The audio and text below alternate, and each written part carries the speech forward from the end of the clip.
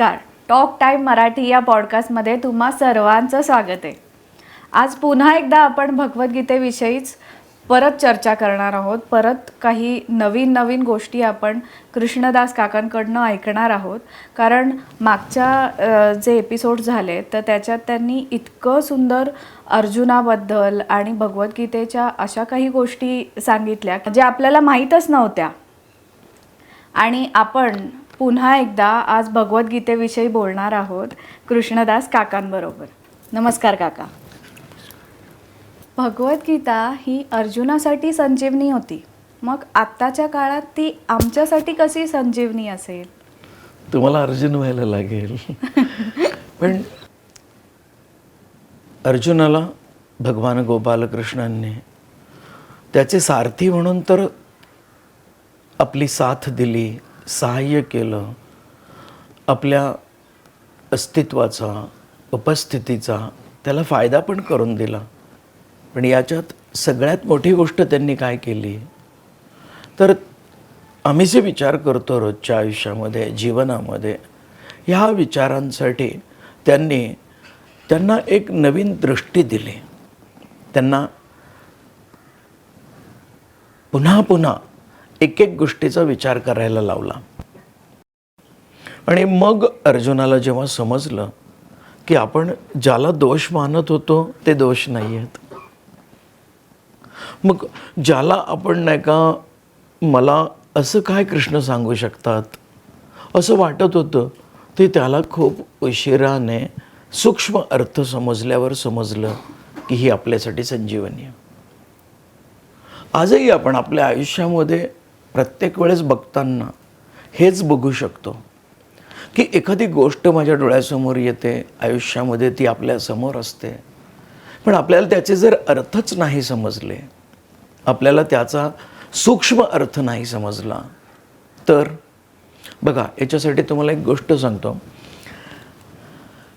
अर्जुनाला पूर्ण ज्ञान होतं. रोजच्या या युद्धभूमीवरच्या सगळ्या कर्मांमध्ये त्याला नानाविध योद्ध्यांच्या समोर बसावं लागत होतं, त्यांच्याशी लढावं लागत होतं. हे लढता लढता आपले बरेचसे सैनिक मारले गेल्यानंतर संध्याकाळी छावणीत आल्यावर असा विषय झाला की धर्मराज ज्ञानाने मोठे, अधिकारांनी मोठे आणि मोठे भाऊ म्हणजे ज्याला आपण गुरु मानतो, हे त्यावेळेचे. आज आपण गुरुला सुद्धा गुरु मानत नाही, पण हे त्यावेळेस मोठ्या भावाला गुरु मानलं जायचं. म्हणून तर निवृत्तीनाथ हे ज्ञानदेवांचे गुरु आहेत. त्याचं कारण ते मोठे भाऊ आहेत. आणि तिथे सुद्धा हेच सांगितलं. तर त्यावेळेस थोडंसं अर्जुनाच्या कौशल्यावर विश्वास होता आणि अधिकारही होता. म्हणून धर्मराजाने म्हटलं की अरे, जर आपली इतकी लोक मारली जात असतील आणि धर्मासाठी लढताना तुझे धर्माच्या कृपेने मिळालेले बाण जर चालत नसतील तर अर्जुना, ह्या तुझ्या हातातल्या दिव्य शक्ती असणाऱ्या या गांडीव धनुष्याचा तरी काय उपयोग?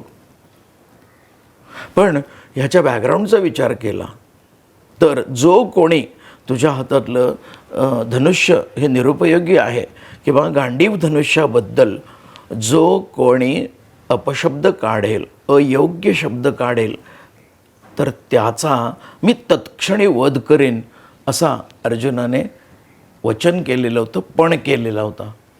मग आता अर्जुनासमोर प्रश्न पडला काय की आता वचन ठेवायचं की मोडायचं?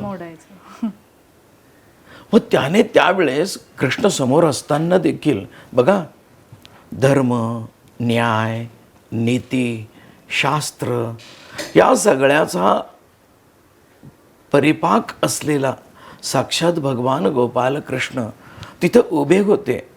पण तरीही त्याने त्यांच्याकडे पाहिलं नाही आणि आपलं वचन टिकवण्यासाठी त्वेषाने उठला. आणि त्वेषाने उठून त्याने आता धर्मराजावर आपला हल्ला चढवायचा आणि त्यांना मारायचं, वध करायचा. त्यावेळेस भगवान गोपालकृष्ण तिथं होते आणि ते म्हणाले की अरे, एकतर तू ते वचन घेतलंयस हे स्वार्थासाठी घेतलेलं आहेस. मग स्वार्थासाठी घेतलेलं वचन हे तू स्वतःचा स्वार्थ पूर्ण करण्यासाठी वापरतोयस. ते काय धर्माचं ज्ञान नव्हे. आणि एवढं करून स्वतःचं वचन एकतर तू स्वार्थासाठी घेतलंयस, वैयक्तिक आहे, आणि एवढं करून तू आज या वचनाला टिकवण्यासाठी आपल्या स्वतःच्या मोठ्या भावाला म्हणजे गुरुला मारणार. मग आता आपल्या गुरुला मारणार तर याच्यासाठी तुला शास्त्रातल्या शब्दांपेक्षा सूक्ष्म अर्थाचा विचार केला पाहिजे. ही भगवद्गीता समजून घेताना अशीच अवस्था त्याची जेव्हा द्रोणाचार्यांना मार सांगितलं तेव्हा धर्मराजाची झालेली अवस्था तुम्ही ऐकली, हो अर्जुनाची झालेली अवस्था बघितली. हो मग इथे तर स्वतःवर वेळ आली त्यावेळेस त्याची काय अवस्था झाली.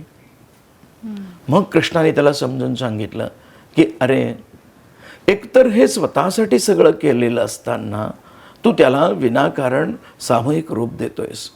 उलटं तू स्वतःचं वचन पाळायला जाशील आणि कळत नकळत कर्मामध्ये अज्ञानाने दोष कसे होतात हे होऊ नयेत म्हणून तर एवढी मोठी भगवद्गीता आहे. मग तिथे त्यांनी सांगितलं की फक्त ब्राह्मणाचा अपमान म्हणजे ज्यांच्याकडे अधिकार आहे, सात्विकता आहे आणि जे सर्वांसाठी काम करतात त्याला ब्राह्मण वर्ण आहे. ब्राह्मण ही जात नव्हती पूर्वी. क्षत्रिय हा वर्ण आहे, हा धर्म आहे. हा धर्म, या धर्माचं पालन शिकवलंय. क्षत्रिय म्हणजे आज दुफळी करण्यासाठी आणि मतं मिळवण्यासाठीची जात सांगितली जाते असं काही नव्हतं सुवर्ण त्यावेळेस. म्हणून त्यावेळेस त्यांनी काय सांगितलं की ते तर तुझे गुरु आहेत, मोठे बंधू आहेत, म्हणजे तू दोन्हीही दोषांमध्ये अडकशील स्वतःचं वचन पाळायला जाशील तर मग फक्त त्याच्या बदल्यामध्ये तू त्यांचा अपमान केलास. अपमान हा देखील ब्राह्मणाचा वध म्हटलंय. कारण अपमान म्हणजे काय, न ऐकणं किंवा दुर्लक्ष करणं. अपमान याचा अर्थ आपण आज जो इगो हर्ट झाला त्याला अपमान म्हणतो असं नाही.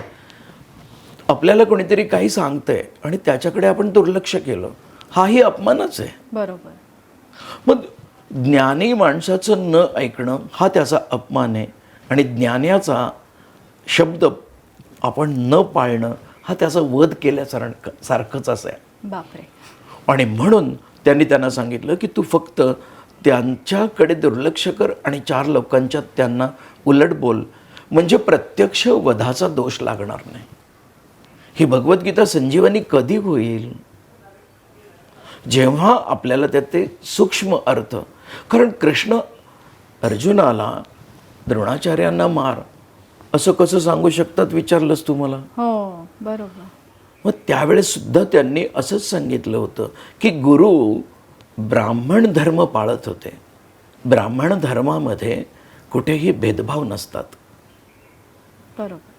आणि हे भेदभाव करून कळत नकळत ते दोन्हीही आपले शिष्य असून त्यांच्या विरुद्ध वापरत होते. म्हणजे काका आता मला सांगा की सूक्ष्म विचार केला तर म्हणजे हे धर्म कर्म याचा अजून काही वेगळे अर्थ आहेत का? निश्चितच सुवर्णा. कारण साक्षात भगवान गोपालकृष्ण जेव्हा अर्जुनाला सांगतात की तू तुझ्या भावाचा वध करण्याची गरज नाही आहे, त्याचा अपमानसुद्धा भास होईल. द्रोणाचार्यांना मार, कारण ते त्यांच्या पुढच्या कर्मांमध्ये अडकायला नकोत. आजही आपण बघ, कृष्णाने त्या ठिकाणी त्याला आजच्या घडीला जर विचार करता तुम्ही, मुलं ज्या प्रकारे विचार करतात त्यात पिरॅमिड आहेत, न्यूमरॉलॉजी आहे, स्पेलिंगमध्ये अर्थ बदलून घेतात, पुन्हा वास्तुशास्त्र करतात. हो आत्ताचं सध्या ट्रेंडिंग चालू आहे. तर ह्या सगळ्यामध्ये सूक्ष्म अर्थ सांगणाऱ्या कृष्णाने त्याला शेवटपर्यंत इन्सिस्ट केलं आहे की you are freedom fighter, you have to fight. You are dharma fighter, you have to fight.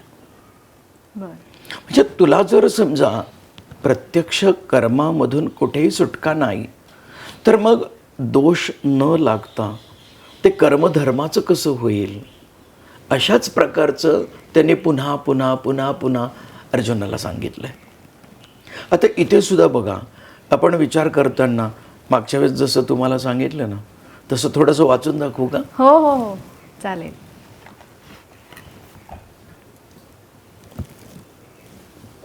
हे बघ, आता इथं काय म्हटलंय की या जगामध्ये आपण पहिल्या एपिसोडमध्ये पाहिलं की ज्या वेळेस आपण नाही कश्चित क्षणामपि जातु तिष्ठत्य कर्मकृत, म्हणजे या जगामध्ये एकही मनुष्य, एकही जीव हा कर्माशिवाय राहू शकत नाही.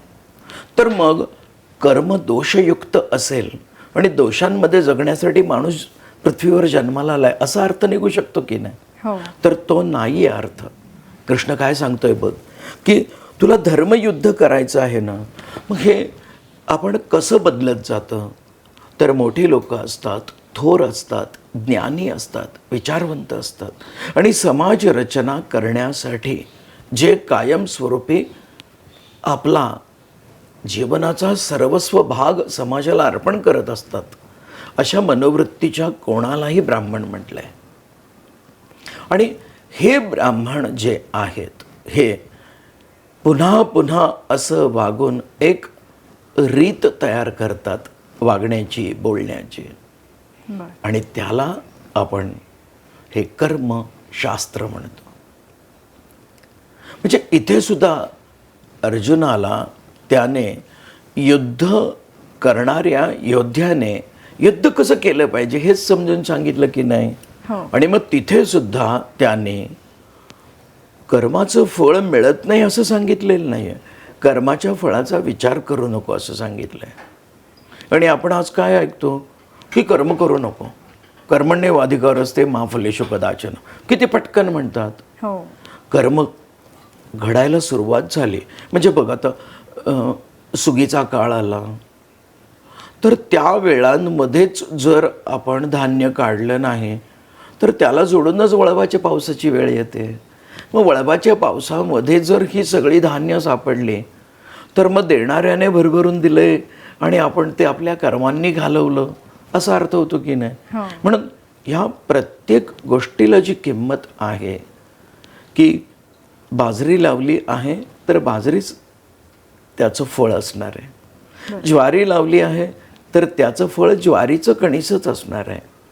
तसं प्रत्येक कर्म करत असताना कर्म त्याचं फळ देत असतो.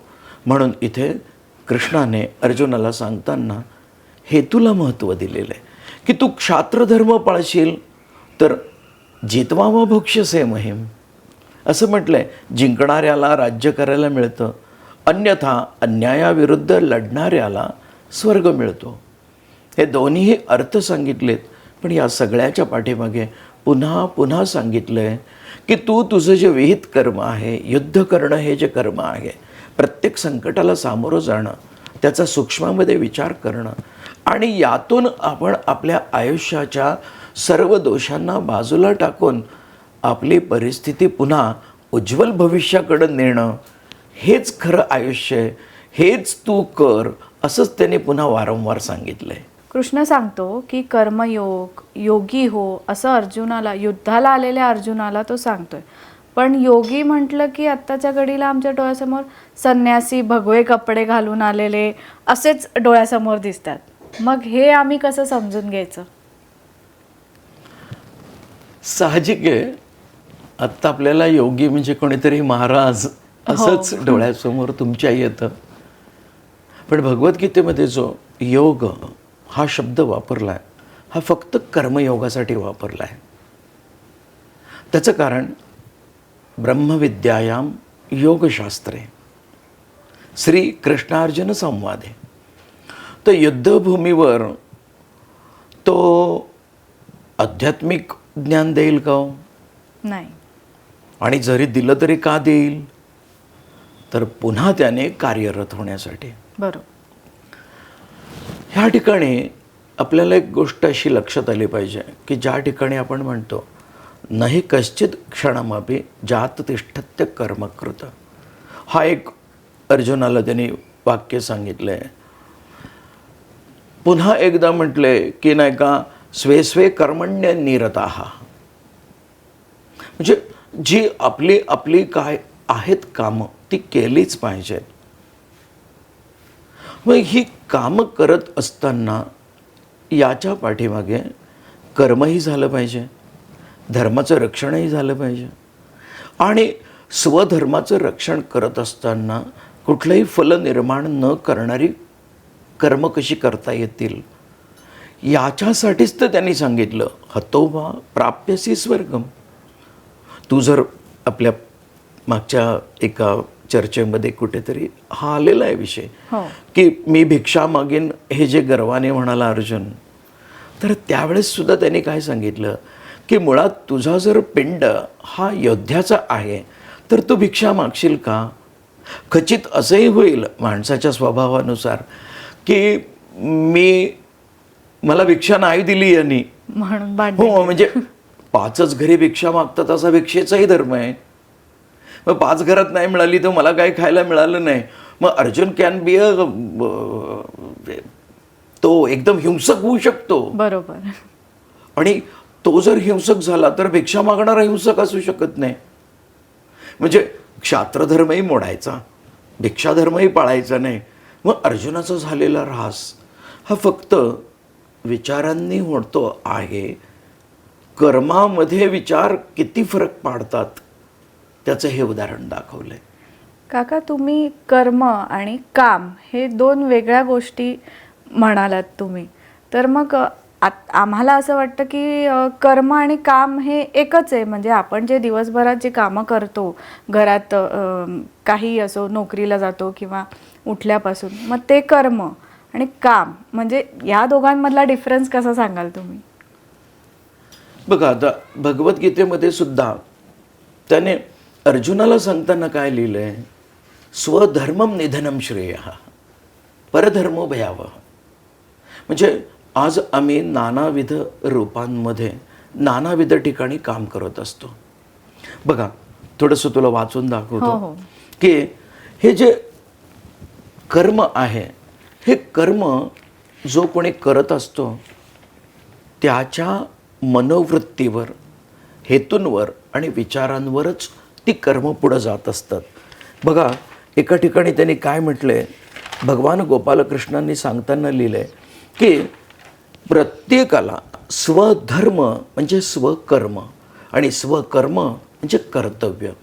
आता मला श्वास घ्यायचा आहे, मला इकडे तिकडे बघायचं आहे, जाणीव करायची आहे, दिसेल तसे विचार मी वाढवत नेतोय, करत नेतोय, तर ही माझी कर्म पण आहेत. आपल्याला प्रतिक्षिप्त क्रिया असा एक मराठी शब्द आहे, ऑब्व्हियस डुईंग्स.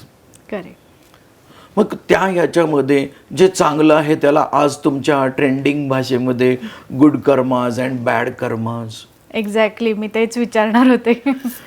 की हे जे तुम्हाला नाही का हल्ली good karmas and bad karmas असं नाही का सेग्रिगेशन शिकवलंय. पण कर्म करताना good karma bad karma, if the actions are common then why it will get diverted from the personality.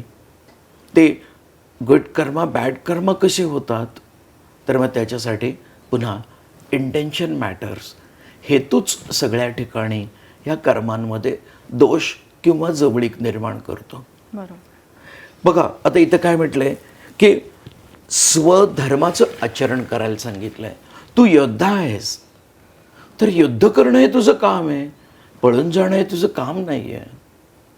मग जर समजा संसार करत असाल तर संसाराकडे लक्ष देणं हे तुमचं काम आहे, तो स्वधर्म झाला. बरोबर. बघ, म्हणजे इथं काय म्हटलंय की तो राजाही होता, त्याला राजधर्म होता. बरोबर. मग त्याने राजाचा, हस्तिनापुराचा स्वतः अन्यायाविरुद्ध लढून, विरुद्ध लढून धर्माचं स्वतःचं राज्य स्थापन करायचं होतं. मग त्याच्याही आधारावर राहणाऱ्या लोकांची काळजी करणं हा त्याचा धर्म होता. म्हणून काय म्हटलंय, राजधर्म, स्वधर्म. आणि या स्वधर्माची ज्याला जाणीव आहे त्याला कर्मयोगी म्हणतात, त्याला योगी म्हणतात. नुसते बाहेरून कपडे बदलले म्हणून योगी होत नाही कोणी. आपल्या प्रत्येक कर्माची सूक्ष्मातून परिपूर्ण आणि जाणीव असणं आणि त्या सावधपणामध्ये एखादं कर्म करणं, ह्याला कर्मयोगी म्हणतात आणि त्यालाच योगी म्हणतात. Because see, there is nothing like a golden opportunity. बरोबर. Our life is full of opportunities. The way you will encash the opportunity, it becomes a golden opportunity. म्हणून अपॉर्च्युनिटी जी आहे, तर सुवर्ण संधी आयुष्यामध्ये येण्यासाठी आपल्याला काही कुठे पाहायचं नाही आहे.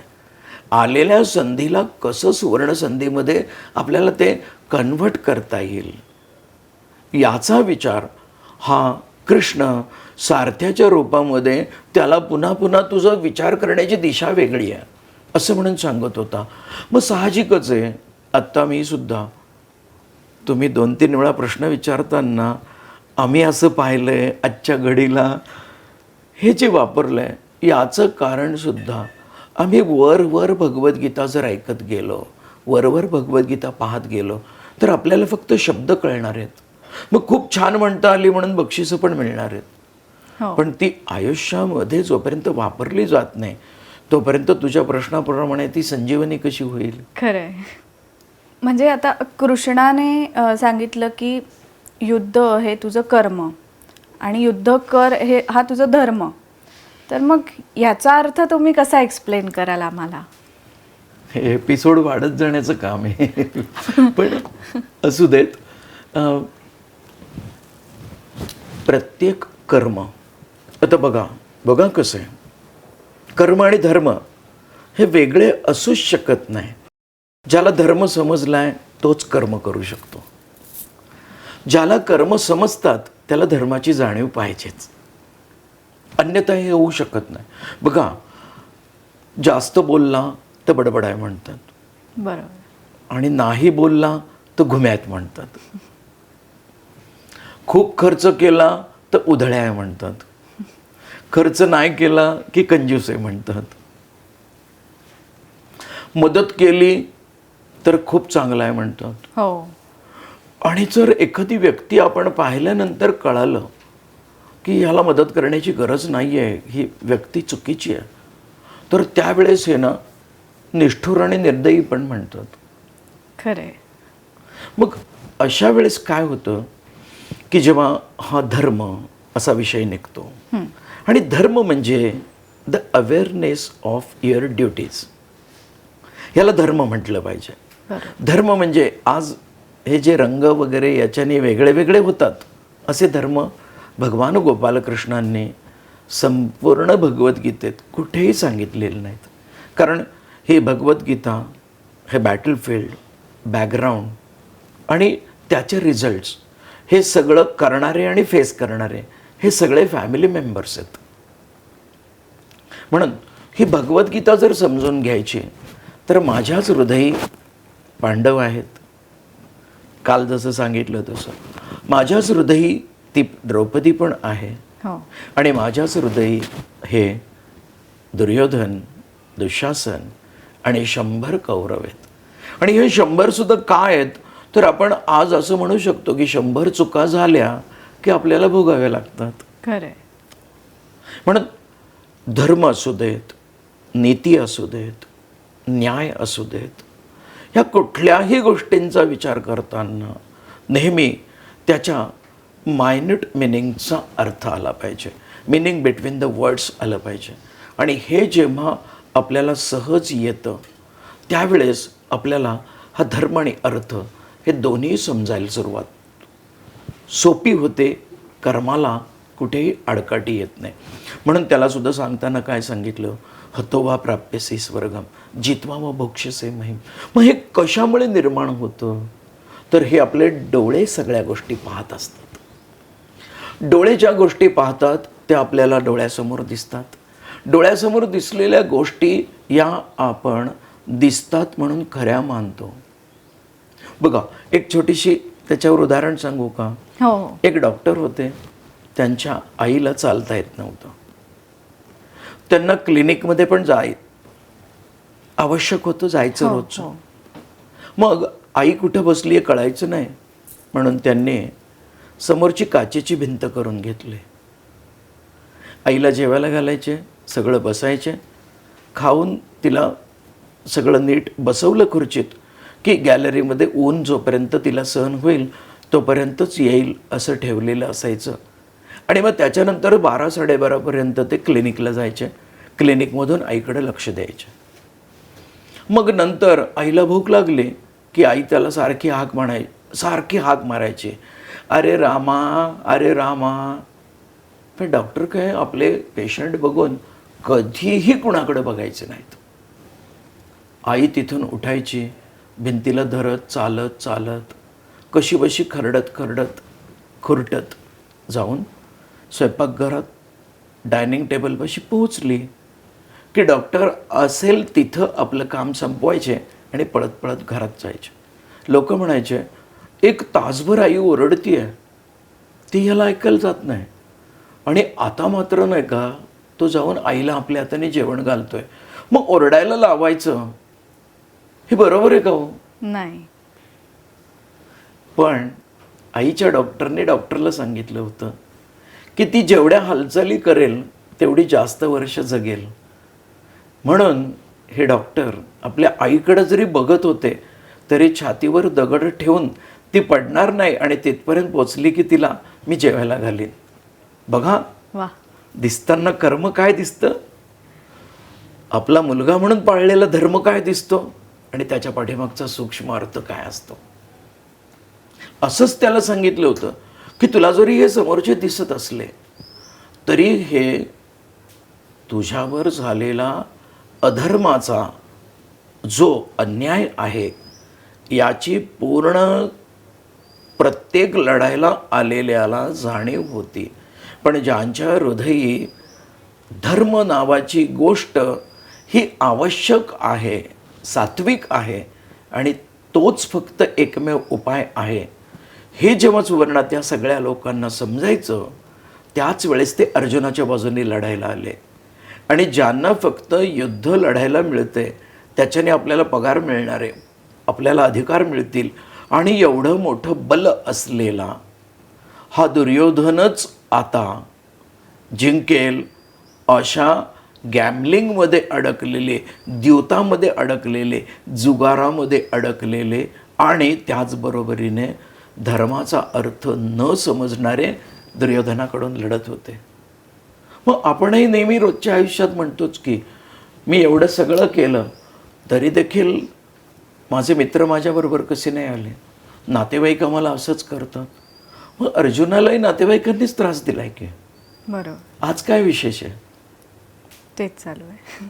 म्हणून आपल्याला प्रत्येक वेळेस बघताना एखाद्या गोष्टीच्या पाठीमागचं कारण, कर्म, कर्तव्य, नीती या सगळ्यासाठी यापूर्वी ज्यांनी पुन्हा पुन्हा धर्माची स्थापना केलेली आहे अशाच सगळ्या संदर्भांना घ्यावं लागतं आणि मग त्याच्यातून त्याचा सूक्ष्म अर्थ काढावा लागतो.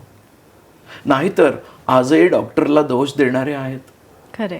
आपल्याला पूर्वी पण सांगायची गोष्ट की एक मुलगा, एक गाढव आणि त्याचे वडील हे जत्रेला जातानाची एकदा मुलाला उचलायचं, एकदा गाढवाला उचलायचं, एकदा आपण बसायचं. जे आपण जर चर्चा करून एखादा निर्णय करायला गेलो तर तो होत नाही. मग या मनामध्ये आता माझा धर्म काय की मी जे कर्म करणार आहे ते कर्म करण्यासाठी मी कशाला संदर्भ मानायचं. इथे युद्ध करो की नको हे निर्णय घेऊ शकत नव्हता का तो? होता. त्याने ठरवलंही की आता मी युद्ध करणार नाही. पण तो का थांबला? तर याच्यातलं आत्मकल्याण आणि पारलौकिक कल्याण करणारा निर्णय कोणता म्हणून थांबलाय. तो घरी चल मला घेऊन असं कुठेही भगवद्गीतेत म्हटलेलं नाही आहे की मला युद्ध करायचं नाही, आता मला इथून घेऊन चल, माझ्यासाठी श्रेयस्कर काय आहे हे सांग.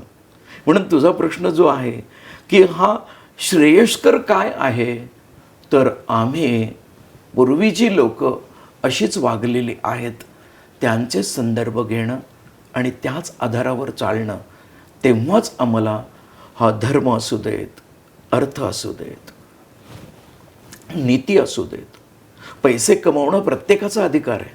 बघा आता धर्म, अर्थ, नीती, शास्त्र आणि कर्म अशी 5 गोष्टी आल्या. बरोबर. मग याच्यात सुद्धा अर्थ, चोरही चोऱ्या करून आपलं कुटुंब चालवतो, पण मग ते नीतीने मिळवलेलं धन आहे का? नाही. त्याच्या पाठीमागे धर्म आहे का? नाही. मग त्या कर्मामध्ये दोष येणारच की नाही? हो, नक्कीच. मग आजच्या घडीला जर मी एखादं माझं नोकरी करतोय, माझ्या नोकरीमध्ये मी प्रामाणिकपणा न करता फक्त मालकाकडूनच प्रत्येक वेळेस पगारवाढीची अपेक्षा केली, तर मी माझा नोकरधर्म पाळला का? नाही पाळला. मग अशा ठिकाणी त्याचे परिणाम मला भोगावे लागतात. माझा प्रामाणिकपणा मालकाला दिसला नाही, तर मालकालाही एक काळजी वाहू म्हणून त्याने त्याचा धर्म मोडला आहे, त्याचे परिणाम भोगावे लागतात. मी माझ्या कुटुंबाला चांगल्या उत्पन्नाने सांभाळलं तर मला दवाखान्याला पैसे कमी लागतात. आज कोणाकडेही तुम्ही जा सुवर्णा आणि पहा, जे करप्टेड आहेत त्यांची संख्या दवाखान्यामध्ये जास्त आहे. खरं आहे. जे करप्टेड आहेत त्यांना आपल्या कुटुंबावर जेवढा पाहिजे तेवढा अधिकार मिळवता आलेला नाही आहे, कारण कुटुंबामध्ये प्रमुख पैसा झालेला आहे. मग इथे दुर्योधनाला प्रमुख राज्य झालं आणि इथे अर्जुनाला प्रमुख धर्म झाला. मग एकाला धर्म पाळायचा आहे, एकाला राज्यच पाहिजे, म्हणून युद्धाची वेळ आली. तशीच माझ्या मनात रोज येत असते की मी चांगुलपणा करूनही मला हे भोगायची वेळ का आली? पण मग धर्माने म्हणू तर दे तू चांगली आहेस, नाही तर प्रत्येकाला आपण चांगलं वाटतच असतं. हो, बरोबर.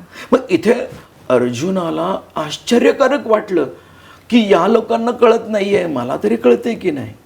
म्हणून अर्जुन हा पांडवांमधला माझा अंश आहे असं पुढे विभूती योगामध्ये कृष्णाने सांगितलंय. कारण तिथे त्याने अज्ञानीपणे का होईना पण कर्म करणाऱ्यांच्या विचारांनी त्यांच्या आयुष्यामध्ये जे दोष निर्माण होतील त्याचीही चिंता केलेली आहे, जी दुर्योधनासाठी लढूनही कोणी केलेली नाही. दुर्योधनाने माझे जे कोणी सवंगडी आहेत, जे माझे आधार म्हणून लढायला आलेले आहेत, माझ्या विचारांचे जे राजे आहेत, त्यांच्याही पारलौकिक कल्याणाचं नुकसान होतंय हा विचार कधीही दुर्योधनाने केला नाही. म्हणून साहजिकच आहे, बघ सुवर्णा, एवढ्या सगळ्या युद्धामध्ये देखील कृष्ण अर्जुनाच्या रथावर बसलाय. हो. कारण माझ्या रथावर बसण्यासाठी मला त्याला जागा देता आली पाहिजे, आणि ती जागा धर्माची जाणीव, सात्विकता, ते म्हणजे आपलं हृदय. म्हणून आपण जोपर्यंत आपल्या हृदय सद्विचारांचा आपण पगडा पक्का करत नाही, तोपर्यंत या आजच्या घडीला भगवद्गीतेतल्या युद्धामध्ये आपण अर्जुन झालो तरी देखील जिंकू शकत नाही. त्याचा सारथी कृष्णच पाहिजे. वाह काका, खरंच खूप छान सांगितलं तुम्ही. दुर्योधन आणि अर्जुनाचे गुरुही एकच होते, म्हणजे दोघांची शिकवण ही एकच होती. मग तरीही अर्जुनाची मनाची तयारी होत नव्हती युद्ध करायची, आणि दुर्योधनाला युद्ध करायचं होतं. याबद्दल तुम्ही काय सांगाल? या प्रश्नाचं थोडंसं विस्तृत उत्तर आहे. बघ कसं आहे, जसं आपण पहिल्या एपिसोडमध्ये पाहिलं की ही भगवद्गीता निर्माण होण्याचं खरं कारण अर्जुनाचं ममतेने खाली बसणं. पण त्याच्या पाठीमागे आज आपण इतके दिवस बोलतोय तरी देखील अजून भगवद्गीतेला सुरुवात नाही झाली. हा जो दुर्योधन आहे, ह्या दुर्योधनाने केलंय काय की दुर्योधनाच्या मनामध्ये एक शल्य आहे. सगळं समजत असूनही त्याने स्वतःच्या प्रतिष्ठेला जास्त किंमत दिली आहे, आणि अर्जुनाने युद्ध करायला आल्यानंतर स्वतःच्या युद्ध धर्मापेक्षा समोर असलेल्या लोकांच्या नात्याला किंमत दिली आहे. इकडे एक सृजनशील आहे, इकडे एक आधीपासून ठरवलेलं आहे. मग सृजनशील म्हणजे काय? धर्म, अर्थ, मोक्ष, न्याय, नीती, सात्विक कर्म या सगळ्याचा अर्थ जाणून घेऊन आपलं वागणं जो बदलवतो त्याला निश्चितपणे धर्माचा सेवक किंवा योगी, कर्मयोगी असं म्हटलेलं आहे. आणि ही मनोवृत्ती फक्त अर्जुनाची झालेली होती. कोणत्याही कारणासाठी लढायचं नाही असं तो म्हणालेलं नाही आहे. पुन्हा पुन्हा येतं हे वाक्य. त्याचं कारण आज आम्ही जो अर्जुनाला दुबळा, मनाची कसलीही शक्ती नसलेला मानतो, तर असं नाही आहे. तुमच्या आत्ता जे तुम्ही सांगितलं ना की हो असं आम्ही कुठे कुठे वाचलं आहे, हो तर हे नाही आहे तसं. पण त्याच्या उलट कोणत्याही कारणासाठी आपलं मन जे सांगतं आहे तेच योग्य आहे. धर्म, त्याचे सूक्ष्म अर्थ, त्याचे शब्दांचे अर्थ देखील अर्जुनाला त्याची मनोवृत्ती बदलायला उपयोगी पडत नव्हते. म्हणून तो लढण्यासाठी वाटेल ते करून तयार होता. त्याच्या उलट पारलौकिक कल्याण करण्याचा विचार करणारा हा अर्जुन हा प्रत्येकाच्या हृदयामध्ये जागा करून राहतो. त्याचं कारण ते तुम्ही सुद्धा प्रश्न विचारताना काय विचारला की अर्जुनालाच का? मग इथे काय होतं? एकतर मनामध्ये सूड, राग, त्याच्यामुळे कपट, कपटामुळे माया, मायेमुळे फसवणूक, फसवणुकीमुळे तसं वाईट वागणं. मग ते वाईट वागणं सुद्धा मेंटेन करण्यासाठी त्याला बाहेर पाठवावं लागलं यांना अज्ञातवासापर्यंत 13 वर्ष. म्हणजे हा 13, 14, 15 हे सगळे सुद्धा नंतर कधी पुढे संदर्भ येईल अध्यात्माचा, जेव्हा विषय निघेल तेव्हा अगदी नक्की सांगेन या आकड्यांना सुद्धा काय किंमत आहे. पण असं करणारा हा, या सगळ्याचा विचार करणारा हा अर्जुन कायमच पारलौकिक कल्याणाचा विचार करणारा होता. आणि दुर्योधनाने मात्र ह्या विचारांना देखील आपल्या हस्तिनापुराच्या बाहेर काढलेलं आहे बघा. आणि हस्तिनापुराला जेव्हा त्याने पांडव मुक्त केलं त्याच्यानंतर याचं राज्य चालू झालं. मग त्याला अधिकारांची चटक लागली, त्याला सुखसमृद्धीची चटक लागली, त्याला ऐहिक सुखाची चटक लागली. कारण सुख आणि ऐहिक सुख, कम्फर्ट, लक्झरी आणि बेनिफिट या तीनहीमध्ये फरक आहे. Beneficial is a logical and life according to dharma, आणि लक्झरी आणि कम्फर्ट हे लाईफ हे फक्त माणसाचं फिजिकल लाईफ आहे. त्याच्यामध्ये पारलौकिक कल्याणाचा कधी विचार होत नाही. बरोबर. आज आम्ही भगवद्गीता फक्त कोणीतरी 2 भाऊ भांडतात आणि त्याच्यामध्ये कृष्ण अर्जुनाच्या बाजूने होता म्हणून अर्जुन जिंकला, ह्याच्या पलीकडे कोणी भगवद्गीता सांगण्याचा विचार करत नाही.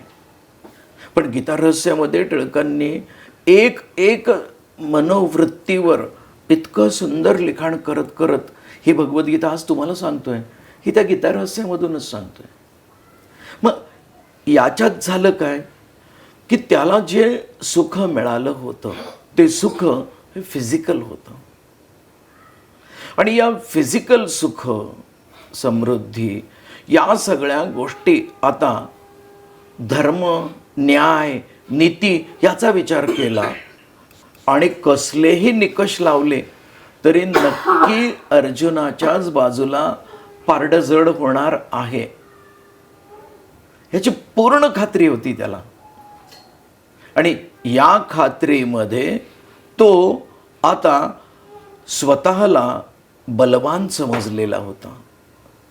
म्हणजे ज्याला कुठली गोष्ट करायची नसते तो पहिल्यांदा स्वतःबद्दलची मिसअंडरस्टँडिंग, बरोबर. मग आपणही नाही का, बघ आजच्या घडीला तुम्ही बोलीभाषेमध्ये सगळेजण काय म्हणतात,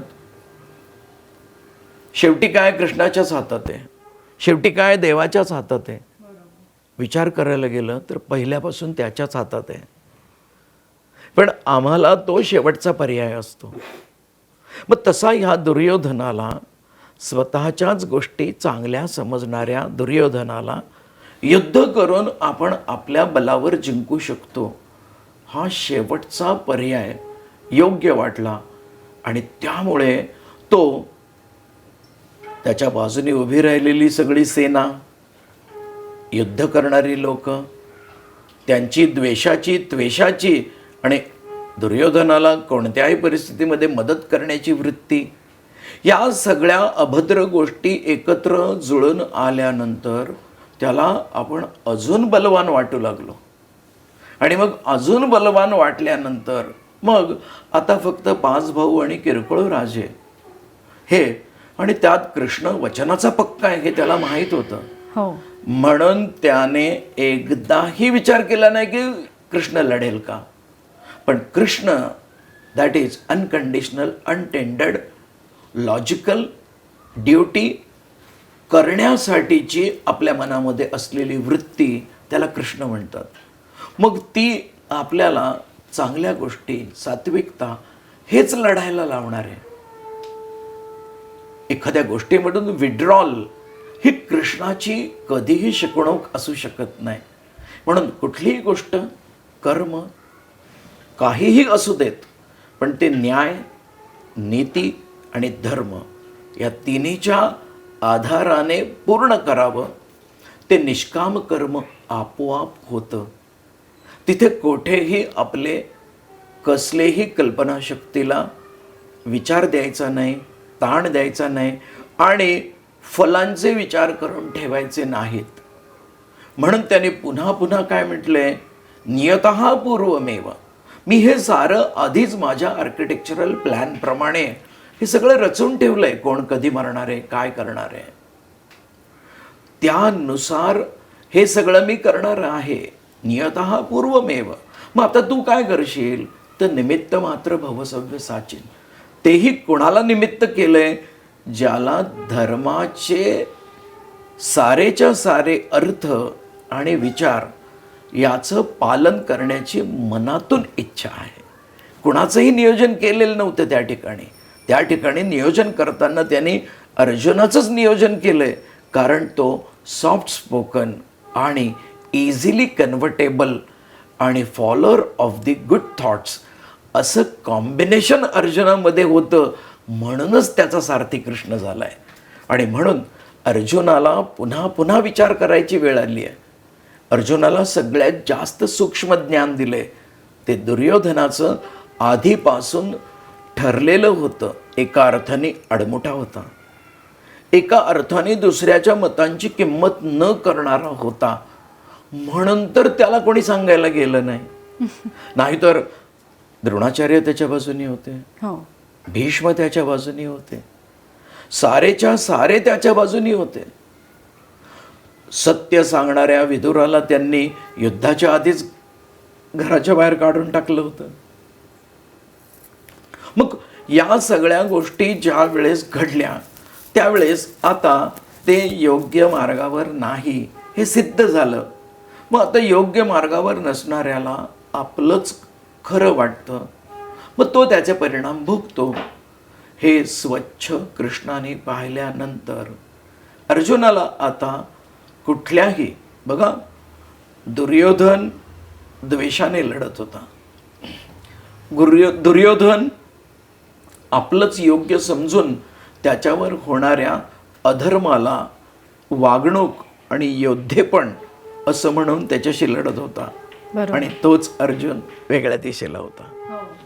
वा काका, खरंच धर्म, नीती, कर्म ह्या गोष्टींचा इतका सखोल विचार आम्ही कधी केलाच नव्हता आणि तो इतका सोप्या पद्धतीने तुम्ही आम्हाला सांगितलात.